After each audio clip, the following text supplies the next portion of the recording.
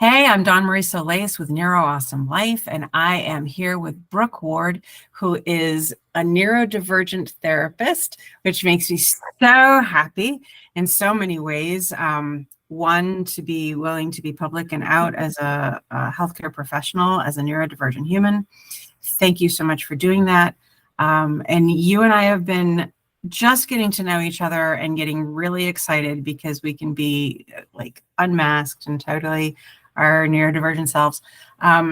But we have this desire to get better information out there about how to provide therapy services for neurodivergent people. And when you said you were willing to talk to me about that, that made my heart sink. So I'm gonna let you introduce yourself more than what I just did. You can say like the professionally things or whatever you want to say, and then we'll just talk. Okay. Well, thank you for that great introduction. And it's such a pleasure to be here. It's always an honor to be able to info dump with whoever is willing to listen, since this is my passion and special interest for the last year or so. But by training professionally, I'm a licensed marriage and family therapist. I've been in my own private practice for a little over a year right now. And initially really specializing in working with perinatal mental health and eating disorders. But my neurodivergent awareness came up about a year ago at this time. I just always saw myself as just like anxious and sensitive, and I just like couldn't understand why some of the typical things that I was telling clients just didn't seem to work for me. And I just always felt like I just must really be failing at this, or I'm just really stressed and tomorrow I'll feel better if I just get enough sleep, or I'll try to take my Lexapro. But I stumbled across some information on women and ADHD. Actually had a client really open up my eyes to ADHD in women when she told me to F off, when I told her to make a to-do list. And I just threw it out on the cuff. Fortunately, this client we're working together for a couple of years. And I could just sense her like stress and pain and anxiety of like, she just couldn't get her life together. It felt like so there was a lot of stress and trauma, but anyways, I'll redirect. I just felt for her and could internally was like, yeah, to-do lists don't work for me. And off the cuff, I said, maybe this is ADHD out of my own ignorance. But initially the client was like, no, I don't have ADHD, but I have so much gratitude that this client then emailed me a few days later, a couple resources that did really point to her having ADHD. I took a quiz myself and lo and behold, found a provider that was willing to even assess for ADHD, got on meds, and the rest has been history, except I dived further down the neurodiversity rabbit hole and realizing there's a lot of overlaps with autism. So self-identifying as autistic too. So that's my long, windy story, like why I'm here, and just realizing that a lot of my training did not help with my awareness, and a lot of my clients that I've been working with for years, it makes sense why 80% of my caseload is also neurodivergent. So I'd talk more about all of that. Absolutely. I had been coaching for like 25 years when I found my own neurodivergent identity. People who are familiar with my YouTube channel, they know that I'm autistic, ADHD, and a whole list of other neurodivergent brain types, neurotypes. But I found myself because of my clients. I started kind of guessing that maybe my clients were neurodivergent and doing more research. And the more research I did, the more I was like, that sounds an awful lot like my kids and me. And I, part of it was thrilling, part of it was heartbreaking. And I just hard right turn in my coaching and consulting practice to fully embrace support and education around neurodivergence. And it's been such a gift, such a blessing. Part of my experience prior to understanding the way my brain works is trying to find a therapist. And how I was looking for, and I have an unfortunately complicated life history. Complex PTSD is one of my one of the things that I identify with. And so looking for trauma-informed therapists and coming to a very quick realization that diving right in and talking about whatever I think the traumas were or are was making me worse in profound ways, very quickly. And so I'd quit that therapist and I'd try another one and have another bad experience and quit that therapist and try another one. And when therapists hear you keep quitting therapists, they stop wanting to take you on, in part because there seems to be a prediction of who you are if you're doing that.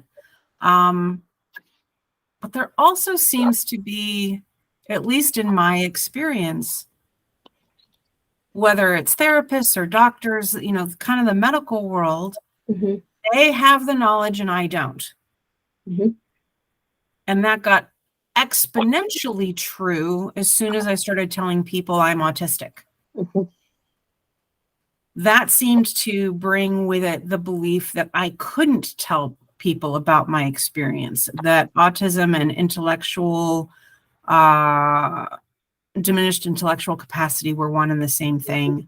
So I was too smart to be autistic, or just a lot of things going sideways in both the therapeutic and the medical world. Things got better when I figured out how to game the system. I'm like, whether they know it or not, I'm going to find a neurodivergent therapist. I kind of figured out, because there are these interesting, profound intersectionalities. Statistically, the belief is those we know are neurodivergent are about 70%. 70% of that community is queer. So I'm like, okay, I need a queer therapist. That's going to help, right? I'm likely to get neurodivergent if I, find queer.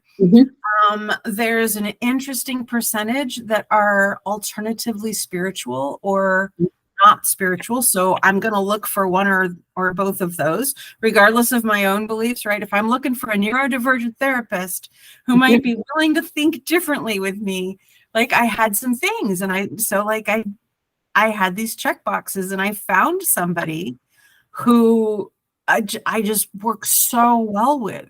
And they know they're neurodivergent. They're out as a neurodivergent person. And I just really, really vibe, and I'm so grateful for them. But man, did that take a lot of scary work to figure out, and a lot of meltdowns, like dramatic meltdowns, and a lot of blame and shame. And right, it was a journey I don't want other people to have to take. So I've been looking for people like you who are willing to show up and say, hey, what's different about the way we get taught to be therapists? That if we tweak it a little bit, and I've got my own theories, right? So we'll get there, but what's different? So for you, now that you understand not only your own identity, but that of some of the folks that you're helping, what are you finding is a more successful approach? And everybody's unique, right? So this isn't a one size fits all. But from the first time you meet to further down the road, what do you feel like you're doing a little bit differently to serve the needs of your neurodivergent folks? Well, I mean, reflecting all of that. Well, firstly, I'm grateful that you found a good match for a therapist. But I think innately, I'm not doing too much different than I like have always been. I think just personality wise. I think what difference is like for me accepting and learning about my own identity to bring it to the room. And I think I always had maybe like imposter syndrome or some internalized like guilt or shame or I don't know what the right words are for it, but before realizing this identity, since the systems I worked in and was trained with, it was okay, therapy. People come in and it's more short term, maybe 6 months to a year, but follow this treatment plan, push them to their goals, boom, out the door, termination. Like that's a successful therapeutic experience. And my clients were like clinging on to me like glue, it felt like, which was awesome. I was like, I have a connection with this human. I'm going to take it with the pace that they need to go at. And I often had maybe supervisors and other people, you know, kind of question it, and it felt shameful, but I was just so confused. Like, I want to meet this human where they're at. And the normal therapeutic goals seem to be really impossible if they're having panic attacks or meltdowns or chronically ill. Like it didn't make sense to me. And now I understand why it didn't make sense, since I just don't conform well with those models. There are a lot of reasons why I didn't pursue the education to become a therapist. Mm-hmm. I mean, I've read enough to have a few doctorates. I mean, like that sounds obnoxious, but I'm not kidding, right? Mm-hmm. Like I have that greed for knowledge. I want to do the best for my clients. I want to be the best advocate I can be. So information is vital to that. Mm-hmm. But I struggle with some of the constraints. Mm-hmm. You know, that's part of what you just talked about. What is the measure of success? Mm-hmm. And moving somebody out of therapy is a pretty profound top of the list success measure, right? And so if you're keeping somebody too long, you're evidently not doing your job. Well, as a coach, I've had clients for, like, I have one client who's been with me for about 20 years, and I don't take insurance. So, right, like, so like, depending on the need, I've got to form my charge model to suit needs. So some people, I have like a texting plan. Yeah. They have a certain number of texts they can send me in a day or a week or whatever. They understand I will not be responding to them instantaneously so that they can stay calm, right? There's a certain amount of time that I try to get back to them in, even if it's I'll text you later, right? Like, right? So I've been able to be very individualized in my approach. And I don't know that that's as acceptable in the standard therapeutic model. No, it's highly pathologizing and shameful. Like, we're trained to be, I think there's this power dynamic where for us as therapists, you know, we have to hold these strict boundaries and rules of like, don't email me. Where, like, I get HIPAA, all of this other stuff, but you know, don't email, don't text, only for emergencies. Or it's just like pathologizing if like you have a client that's virtual, and before I've had a few people like not feel comfortable with their screens on, and then it was talked about in treatment team meetings. Well, you need to have them turn on their screen, and how are you both going to communicate and know what they're thinking or feeling if you don't see the nonverbals? And for me, internally back then, it was like, didn't make sense to me of like, but I can do it and I want to support this person. But then it's, you know, then we slap the DSM-5 labels of disorders on people such as that are so shameful, such as like borderline or narcissist, or I don't know, anything. It could conduct disorder, sociopath, dissociative identity. And so many neurodivergent people like yourself probably experience the worry and trauma of the labels and the judgment. You know, if people aren't conforming to this ableist, neurotypical one way of being and operating, when deep down we're all humans and just want to connect. And these boundaries, make it so hard. Yeah. I'm never going to be the person that doesn't share my opinion. Please do. Because I have the same opinion. Like, I knew I couldn't be a therapist. Like, if I have to just sit there and not, but I also preface it, right? I've done a lot of work to make sure that my clients are very clear, not only when I'm sharing an opinion, but when I'm sharing an opinion through my own trauma. Yeah. Because I show up as my full human. Yeah. How I hear their story, I might get activated, I might get triggered, and they need to know what my experience is so they can evaluate for themselves. We can both be together in deciding maybe this isn't a moment for us to continue this conversation, or I can't give you my feedback right this minute because I'm going to have to figure out if I'm speaking to you through my trauma, if my judgment's clouded right now, right? I need a little bit of time to process that.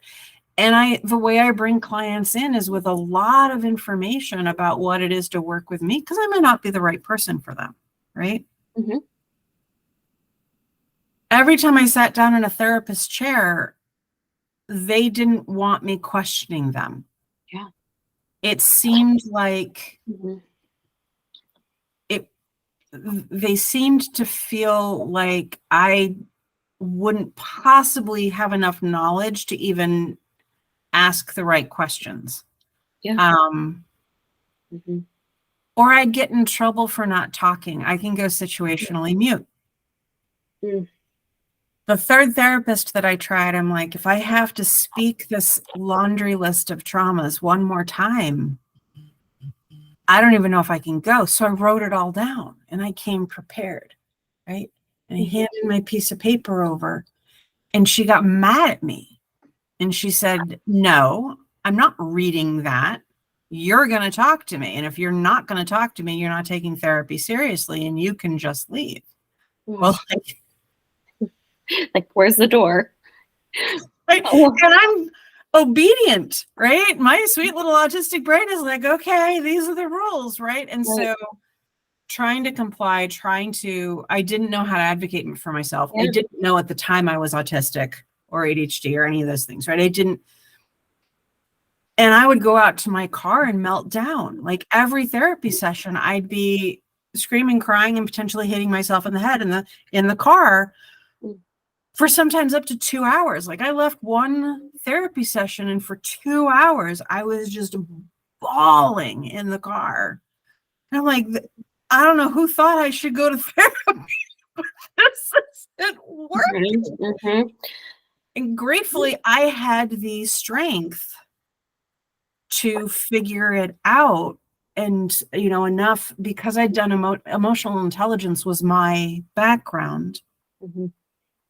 I had some tools and some skills and knowledge to support me, but good grief, was it hard. And that's with the skills and the knowledge, right? That's with everything that I had. Mm-hmm.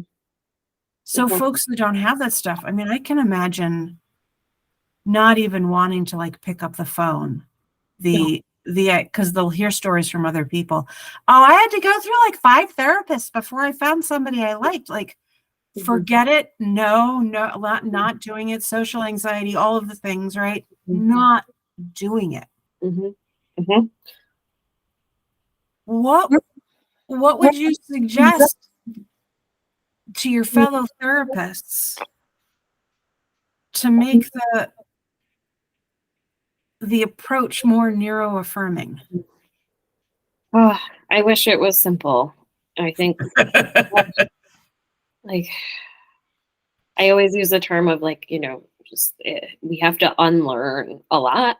And I think for a lot of people, even neurodivergent therapists that maybe aren't aware or aren't really are into the neurodiversity movement and awareness yet, but like it's, having to really unpack a lot of internalized ableism that comes up, I think, just in our trainings and teachings. And, the DSM-5 is the gospel, and we can only abide by that. And, have to really understand where did a majority of the studies, all of the studies I bet, on all of the disorders, but especially neurodivergent conditions such as autism and ADHD, all stem from the 80s and 90s on young white male boys and teens from higher socioeconomic white families. That's the stereotypical perception of these conditions, and they're seen as disorders, and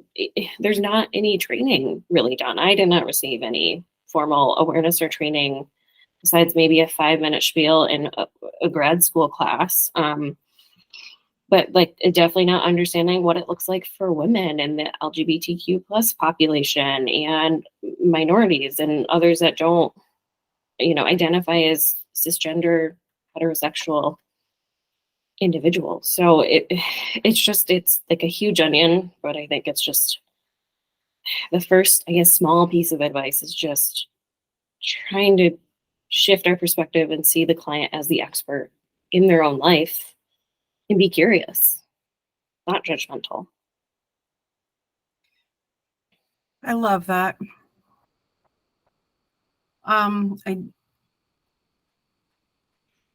couple of years ago, I started looking for what medical schools were teaching about autism, ADHD, period, let alone accurately. What I found at the time was there were only a couple of medical schools in the United States that even approached the subject with any kind of substance. It is my understanding, and I could be wrong, right? I have no idea who implemented what yesterday. But it's my understanding that that's not something you can specialize in easily. People are really having to try to figure this out primarily on their own. And the loudest voices in this space appear to be trying to increase the perception of medical disorder or disease that we want to eliminate and cure, which for somebody like me is really terrifying. I identify as autistic as opposed to a person with autism. In the same way that I identify as queer. I'm not a person with queerness. Queer is my identity. It's who I am. It's who I am. It's the way I think. It's the way I process the world. And so my neurodivergent identities are fundamental to me. And the idea that somebody would want to remove those from me, it's not something that I'm a fan of, and I find it really antagonistic to proper support and assistance for individuals who I think, even those with significant intellectual and physical disabilities, if we had an abilities approach, not an ableist approach, an abilities approach, what can I do? Great. How can I be successful in life with what I can do? Well, what is harder for me or I can't do is supported. To me, that's a way to help somebody be successful. I'm dyscalculic. It's not that math is off the table for me. It's that I relate to math in ways that are not standardized in education. And I argued in high school, if you let me do math this way, I'm successful. But because the state mandates I do math this way, I fail. So you don't know me and my relationship to math because you see me as somebody who can't. Right. And that's all I got told. You can't, you can't, you can't. Because there wasn't a desire to figure out how I can. Right. And to me, that type of thing shaped my entire outlook, why I went to school for education, why I've done everything, is I keep trying to help people in the world find the individual instead of just see all the problems. I'm not a problem. I may have things that I need help with, but I'm not a problem. I think you talk about the DSM-5. It's a list of deficits. You know somebody's autistic if they're deficient in these particular ways. And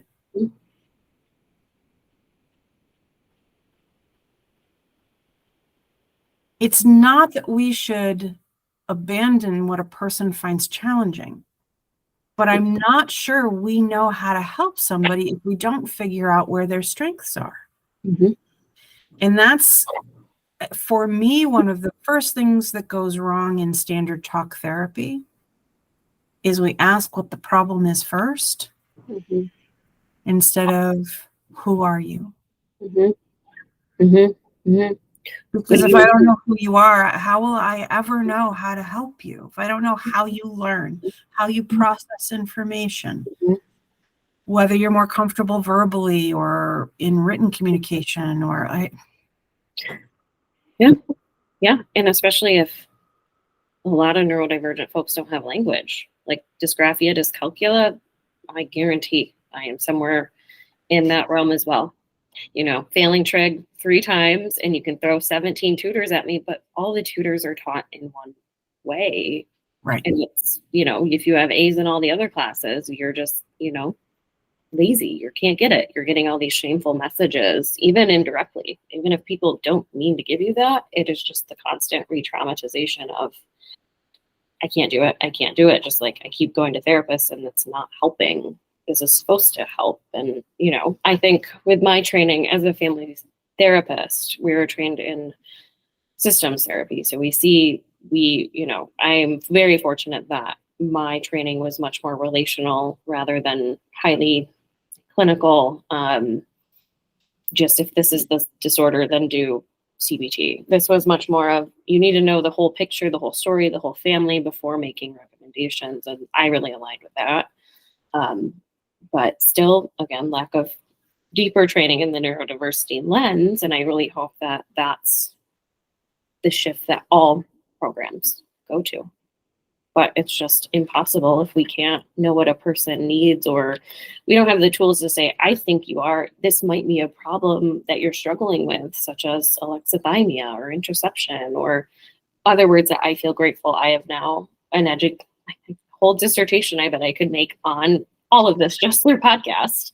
And, you know, resources like this, you know, will be out there versus a textbook or an article, you know, that you try to Google and it's just not there. But yeah, it's mind boggling that, you know, the training's not out there, and what neurotypical therapies are out there cause more harm. And I think there are studies that are emerging to prove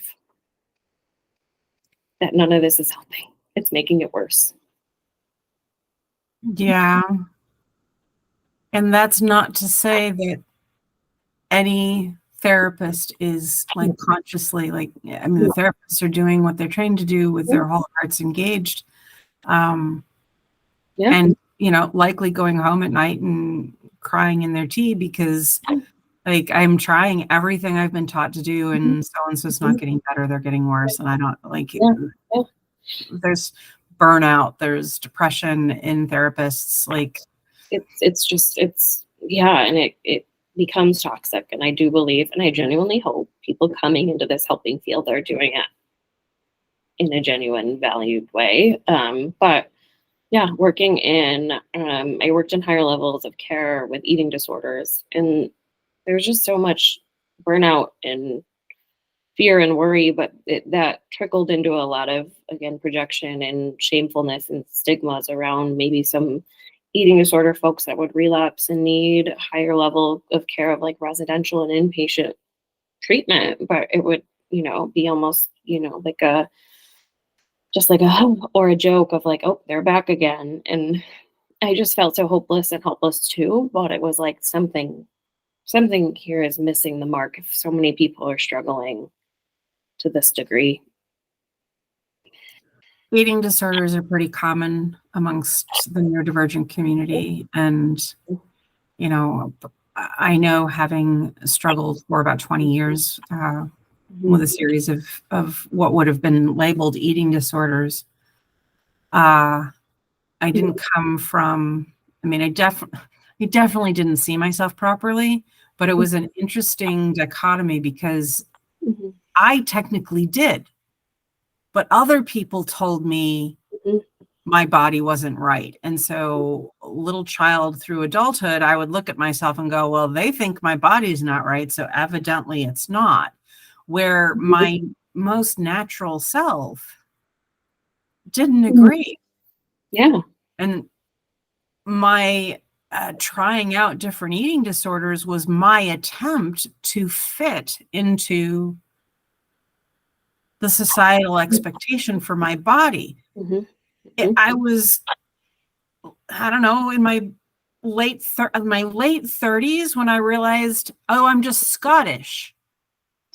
This is what my body looks like. Because I moved from an area of New York that was predominantly Northern European and Italian, very few people with curly hair or thicker thighs or whatever. I moved to the Boston area where there are a lot of Irish and Scottish, and like, there are people who look like me. Like, actually, maybe that's just a body type, right? Yeah. And people looking at me were looking at me and body shaming me because I didn't look like them. And all that was true was I didn't look like them. I didn't have the wrong body. I wasn't, like, I'm a little overweight now, but like as a child or teenager, I go back and look at pictures and I'm like, I don't know what anybody was talking about. Right. But I had a different heritage, a different genetic line. Right. And so people told me, what your body is like is wrong. Fix it. And I tried all the things to fix it and couldn't. Right. I now look back at that and I can identify how my autistic logic and pattern finding and all of that was using what would have been identified as an eating disorder to solution a challenge. Right. And the reason why I tried so many is because I was trying to solution a thing that didn't need solution. I needed to understand that humans come in different body types. And that's okay. And that's beautiful and wonderful and good. And society's got it cockeyed. Yeah. And who I was as an autistic person, if somebody could have shared that knowledge with me, I would have been much less likely to try out the different things I did that were antithetical to my health in terms of eating. I was anorexic, I was bulimic, I was, right? I would have been much less likely to try that stuff out and put more effort into, how do I stand up for myself? How do I say, no, actually I'm Scottish, and a lot of Scottish people have, they are white, but they've got rear ends and thighs. Like, that's how we roll, right? 99.2% of the population fits probably more in that standard than the 0.8% that we're aiming to be the tall, thin supermodel in the female body. Like, that's genetically, like, that's the chance of you getting that type of body out of genetics, not diet, exercise, any of that. But, bodies change. And it's just so confusing. And especially, I believe, for neurodivergent folks and autistic folks, especially, it's a big part of the mask where having a smaller body equals worth and love and positive reinforcement and support and all of these things and access to care and that whole umbrella of that. And it is such a power struggle because going to treatment equals I have to let go of that mask, but when I'm not in a smaller body, I'm treated poorly. So none of this is making sense. On top of residential treatment, inpatient treatment, these types of facilities are not sensory accommodating or even aware. It's very traumatizing to go into a group of people with maybe the social anxiety and all of the communication and perception differences. I have to be vulnerable. I have to have insight into this trauma. I have to eat. I might have to overcome, oh my gosh, all these foods that cause sensory overload, overwhelm, pain. I have to be fed any of my safe foods. How am I supposed to eat? No, and if you just any of my safe foods. But then that's disordered eating. If you're only eating safe foods, oh my gosh, you're restricting. Like, stop it. Like, it's just it just messes with everyone's mind. And, you know, if you don't conform to what they need you to do, or don't complete your meal, or don't participate, or, oh gosh, if you have any type of self-harm or suicidal thought because this is so painful, we're kicking you out. And then we're labeling you as defiant, and you left against medical advice, and you have a low likelihood of getting back in, or insurance covering this again. Like, it's all so shameful. And I never was told in my training and work there that, yeah, like the studies are showing between 30 to 45% of folks diagnosed with anorexia are most likely to be autistic as well. Like, there was no, again, training or screening or awareness or questions around that.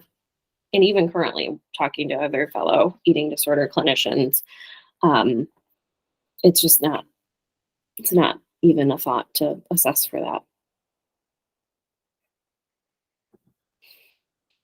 So we've got a long way to go. Yeah.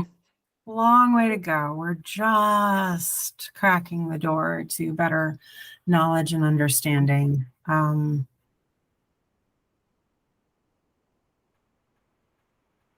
Do you have, let's say a therapist hears this and like, wow, I want to make sure that I'm more aware. Because for one thing, there are so many of us who are finding our neurodivergent identities after childhood, right? And often through an informed therapist or physician or friend. If a therapist is listening to this and they're like, wow, I really want to know more. What was something that you read or watched that was kind of the beginning of opening your mind to all of this stuff? That might be a hard, if you asked me that question, my brain would just shut straight off. You're like, you need to have an autistic brain to just learn it all within 2 or 3 days and formulate a dissertation in your mind, and then it will all make sense. So, but I will slow it back a little bit. I mean, like I said, my own awareness blew my mind, but there's a few specific podcasts that come to mind, though, thinking of this, that I do give to some clients that I'm like, bear with me. These might give you like bits and pieces to like help understand this a little bit further. And, you know, I can even, you know, give them to you if you're able to share them in the show notes or whatnot for people. But there was one that opened my eyes to autism itself back in, I believe, March or April of this year.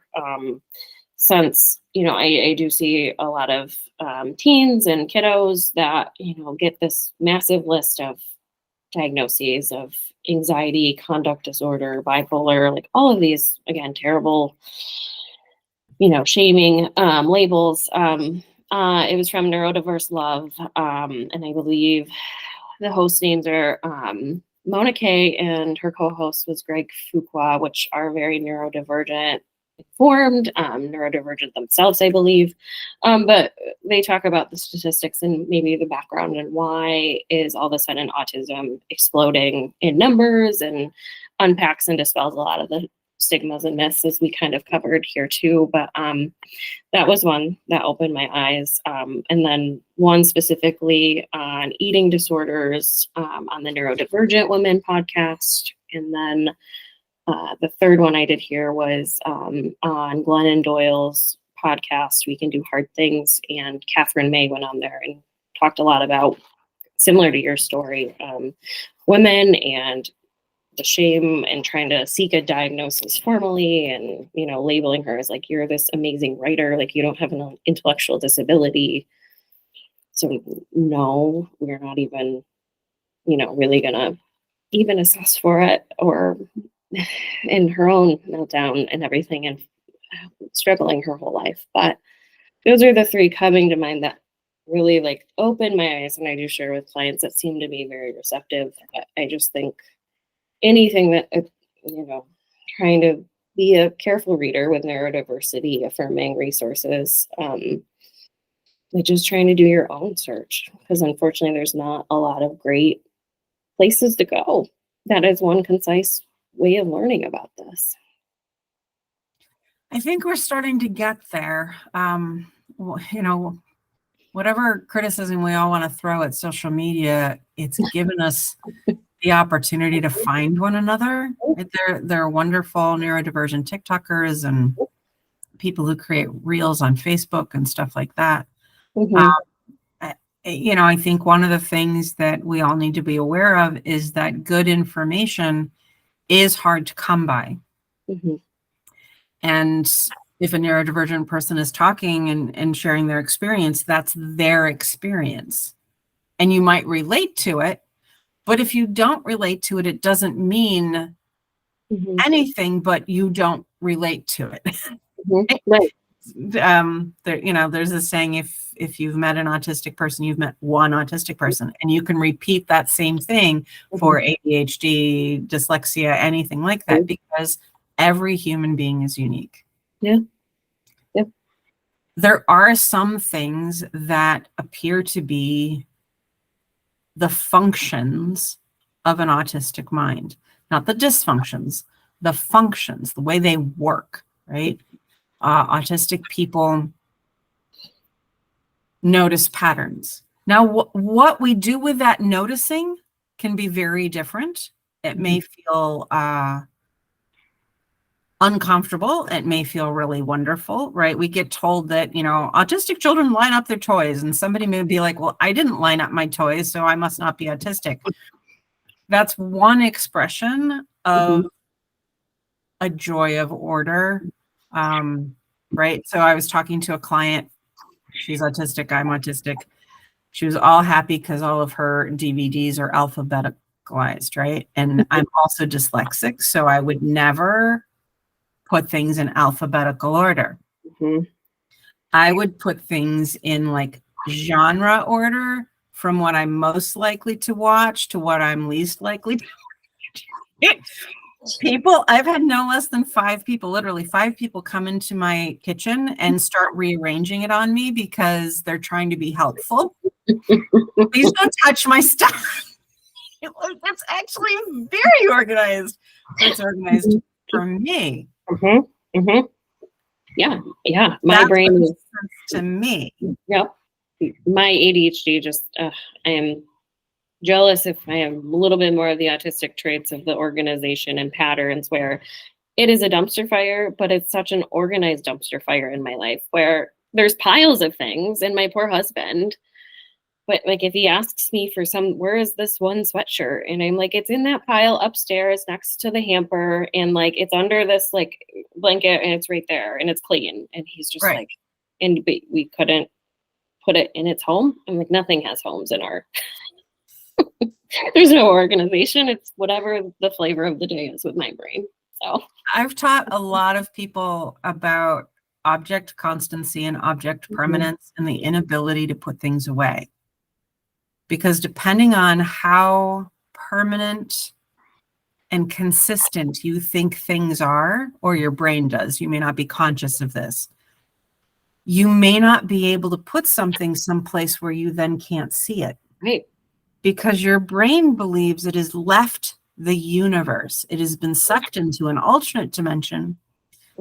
So like people who are, if they carry a purse or a bag and they keep their keys in there, and they go to get their keys and they can't see their keys, and they start panicking, or might have literally a complete autistic meltdown because the keys are not in the purse, and then they find the keys in their purse, right? Something about their brain so believed the keys no longer existed. We're never going to find the keys. It's like they are just gone. That they can't see what's in front of them, right? They've gone blind to what's in front of them. I have that experience. Like, learning about object permanence and constancy was one of the most magical, beautiful experiences I've ever had, because it explained so much to me about whether or not I can put something away, how I need to organize. All kinds of stuff was tied into my anxiety when my family members aren't in the room with me. Right? And how I need to help my brain, train my brain to be more accepting of the fact that the inability to physically see a thing does not mean it has left the universe. Yeah. Oh, my brain does that too. And, I talk to a lot of clients about mix that with dyscalculia, dysgraphia, budgeting, bank account, out of sight, out of mind. I love teaching about these tangible, clinical words that I never was taught really, because it's just so hopeless. If like I'll just bring this up because I met with a group that once a month of other therapists, and there was a lot of discussion around a client that I put out there. I was like, I definitely think undiagnosed, untreated ADHD for sure. And there's just so much shame in the room, I think unintentionally, but it was like, why can't this guy just go get a savings account? Why can't he just save money and budget and save up and pay his taxes? And, impulsive ADHD and autistic brain had bouts of giving the psychoed, but calmed it down because my emotional dysregulation was getting brought up and traumatized. But just trying to point out, it's not that simple for this man. I guarantee it looks like he's just seeking a ton of fun and is being reckless and needs to get his life together because he's a 40-year-old man. But it's like taking a step back of have you even asked if he might think he struggles with ADHD or ever gotten assessed? Or, let's look at the first line of treatment recommendation is medication. And then, helping to support him and help if he wants to have help with his money. It's like you're maybe inserting your ableist views that he can and should be doing all these things where maybe, there's a lot of other differences in his brain that make it a challenge, and it's not at the forefront of his mind, especially untreated ADHD, just probably struggling for his life. Yeah. We could do a whole other, we're gonna have to talk again. We're gonna have to. I know. We're running out of time. Thank you so much for sharing your thoughts and your experience. We are going to do this again. Hopefully we're going to have a group of us get together and talk about therapy, because the information is just incredibly important. We're figuring things out as we go because we are neurodivergent, and we can put our knowledge and our skills to work in this space. But first things, we have to want a world where being different is valued. The homogenization, the making the same of everything is hurting us all. All. Not just neurodivergent people. All. What does an individualized approach for everyone look like? What does honoring what somebody's good at while supporting what's hard without judgment and shame look like, right? So I'm hoping people will watch this and respond and ask questions and stuff like that, and we'll keep an eye on all of that. But Brooke, thank you so much for being here. We will definitely talk again, and thank you for what you're doing. Thank you for being a medical professional who's out as neurodivergent. That's an unfortunate bravery. I wish it didn't take courage to do that, but it does. People have unfortunate opinions. And so you're doing really, really great things just by being you, and I'm grateful. Thank you. And I have so much gratitude for being invited here and all the work that you're doing. And I think, this has allowed me to be my authentic self. And I guess right now, if people have an opinion on my identity and maybe who I am, I won't say that then you don't need to work with me or be in my life. I want to still invite you to be curious and talk and still see me as a human, but I hope that those people start to, at some point, do their unlearning. And that's what I just hope to stand for with my clients that, you know, I support and love and want to continue to get them to a path of, you know, just a better life, whatever that looks like. So thank you. Absolutely. All right. We will talk again. Absolutely. All right. Thank you.